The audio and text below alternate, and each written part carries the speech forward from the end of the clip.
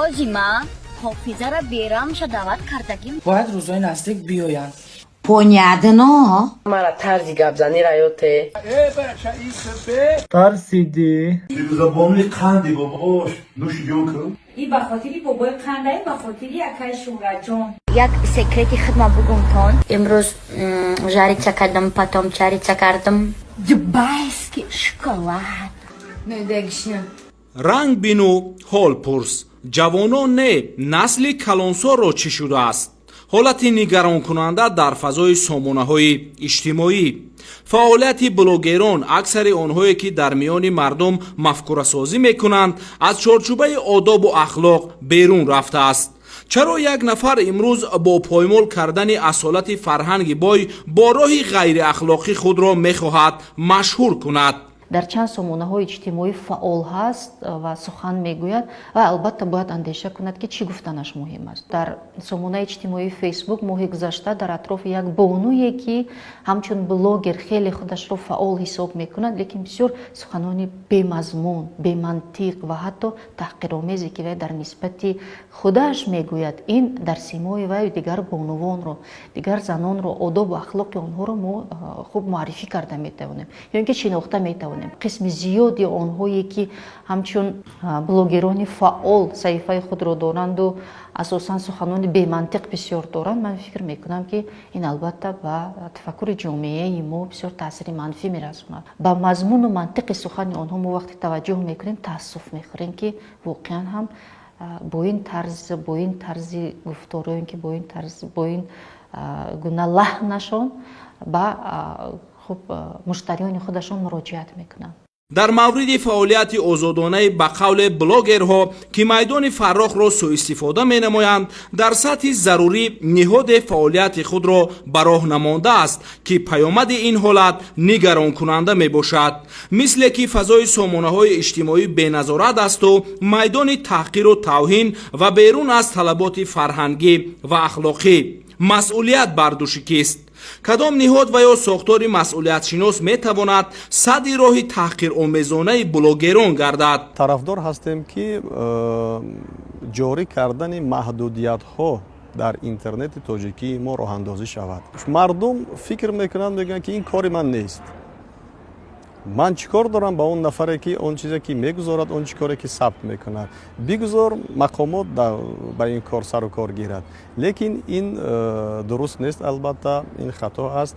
Набояд ки бетараф бошем. Ҳама шаҳрвандон бояд ки дар якҷоягӣ аз пайи ислоҳи чунин камбудиё бошем.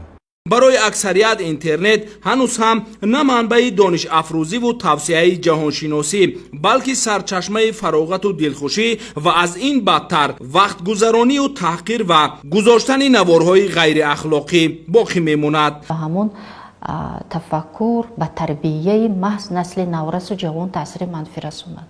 Яъне зоҳиран вақте ки вай ҳамин гуна муносибатро мебинад, ҳамин гуна нутқро мешунавад ва ҳамин гуна наворҳоро мебинад, албатта вай фикр мекунад ки дар тамоми яъне ҷомеа гирду атрофи вай ба ҳамин шакл вай чунин муносибат бояд кард. Аз ин нигоҳ яъне ба ахлоқи наврасону ҷавонони мо чунин таъсир мерасонад. Баъзе калимаҳои русиям ҳастанд, англисиям ҳастанд, истилоҳҳоеро истифода мебаранд ки сару нук надоранд. Вақте устод айнӣ мегӯяд ки забони матбуот бояд забони оммафаҳм бошад, ин ишора ба он аст ки аз матбуот ҳам забон имлоро меомӯзад аудитора, яъне барои фаҳмон бошад ва ҳамчунин дар баробар ин меомӯзад. Наворе ки ба шаҳрвандон пешниҳод мешавад, ба аудитория пешниҳод мешавад, албатта ҳамин меъёрҳои забони тоҷикиам бояд риоя карда. ҳар нафаре ки дар даст телефон дорад ва ба интернет пайваст аст, ин он маъноро надорад ки ҳар чизе ки хоҳад метавонад ки сабт кунад ва ба интернет гузоштан гирад. Ва онҳо фикр мекунанд ки ҳар он чизе ки ба онҳо писанд аст, писанди ҳамагон хоҳад шуд. Албатта ин кори хато аст. Мо шоҳид мегардем ки аксарияти онҳо муваффақ намегарданд. Ҳастанд албатта блогероне ки ба воситаи сайёҳӣ муаррифӣ шудаанд. Ҳаст нафароне ки ба воситаи пухтупаз муаррифӣ шудааст. Ҳаст нафаре ки бо намоиши тарроҳии либосҳо муаррифӣ шудааст. Ва мо ҳам онҳоро ҷонибдорем, дастгирӣ мекунем. Лекин ҳар нафаре ки бадгуфторӣ мекунад, бадахлоқӣ мекунад дар шабакаҳои иҷтимоӣ, ҳеҷ вақт онҳоро мо тарафдорӣ намекунем ва ба онҳо тавсия метиҳем ки ё ба роҳи дуруст раванд, ё ин ки қатъ кунанд. ҳамон фаъолияташонро. маҳз наврасону ҷавонони мафкураашон ҳанӯз шакл нагирифта ба зудӣ аз ҳаводорони сарсахти ба ном блогерон шудаву якҷоя миёни ҳамсолони худ машғули мағзшӯӣ ва костагардонии маърифати миллӣ мегарданд. дигар барои онҳо дашному қабеҳгӯӣ ва таҳқиру бадномсозии якдигар ки дар ниҳоят ба шаъну шарафи миллати тоҷик дахл мегирад ба як одати маъмулӣ табдил меёбад ки ниҳоят нигаронкунанда аст. من شونه کردم چی سبب باشه؟ تو چی میگویی اینا؟ یا بر دفتر ببینم. падару модар бояд ки ҳатман рӯзе ё чанд рӯз баъд як бор телефони фарзандашонро гиранд, як бор бинанд ки фарзандашон ба чӣ кор машғул аст. агар дар оила ба ин кор истодагарӣ накунанд, албатта камтар мушкилтар мешавад ва ҳатман ин чиз аз оила сарчашма мегирад. хуб мешуд ки аз ҷониби падару модар ҳатман ба онҳо таъкид карда мешуд ки ҳар он чизе ки фоида дорад аз интернет ҳамонашро гирану истифода баранд дар дарсашон, дар рӯзгорашон. ҳатман як чиз аст ки аз он меомӯзанд ва он чизи омӯзандае ки бошад барои ҳаёташон лозим бошад онро гирифта истифода баранд. барои аз аҳволи фарзандашон бохабар шудан телефон албатта медиҳанд. ин танҳо барои он аст ки ба мактаб рафт ё аз мактаб баргашт, лекин бехабар аз онанд ки фарзандонашон ба интернет пайваст мешаванд ва шояд ки дар он чизое ки ғайриахлоқӣ аст ба намоиш гузошта шавад ва бояд тадбирҳо ҷуст то ин ки маҳдудият ҷорӣ карда шавад дар истифодаи ана ҳамин чизҳо. ҳоло шабакаҳои иҷтимоӣ ба воситаи тарғибу ташвиқи рӯйросту озодонаи бадахлоқӣ табдил ёфта бо ном блогерон хурдтарин ҷузъиёти ҳаёти шахсии худро ба намоиш мегузоранд. امروز میدونیم من برای شما چی زکاس کردیم پیتزا جون ندیدین پیتزا را برام شدیدین. барои ин гурӯҳ муҳим нест ки ба обрӯ ва эътибори шахс имиҷи миллат чӣ мерасад. ин тоифа бериёяи меъёрҳои забони гуфтугӯии адабӣ ба эҳсоси масъулият барои натиҷаи мавод ҳар чӣ хоҳанд пешниҳод мекунанд.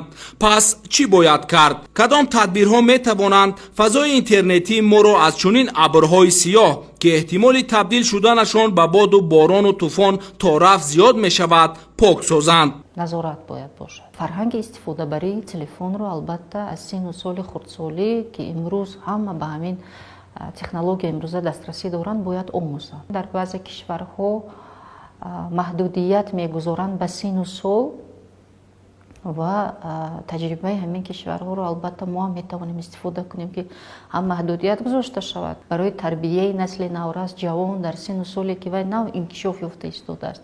тафаккури вай, қобилияти зеҳнии вай барои он ки ба корҳои беҳуда ба соатҳо масалан нишаста ба баъзе намун ваёи телефонӣ машғул мешавад. масалан хуб мешавад ки вай ба манфиат амина истифода барад, яъне як танзим агар ба вуҷуд биёд бисёр чизи хуб мешавад.